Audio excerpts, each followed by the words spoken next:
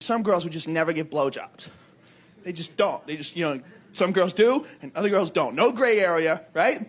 And the girls that didn't do it, they would offer substitutions, right? They would say, no, I didn't do that, but I'll do it with my hand. Like, no, that's my fucking sport. What do you mean you'll do it with your hand?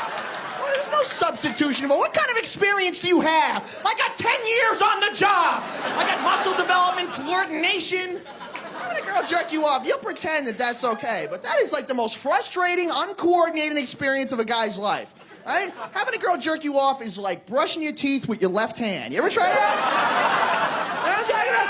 Right? With your right hand, you're a fucking wizard, right? You got that fast twitch muscle thing happening. You know where every tooth is. No damage. You can do it blindfolded. That left hand is just fucking palsy. You can't get a rhythm going. You're stabbing yourself.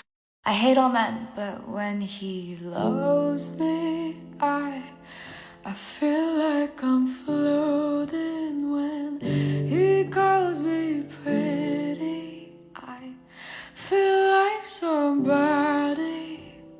Even when we fade eventually to nothing, you will always be my favorite form of loving.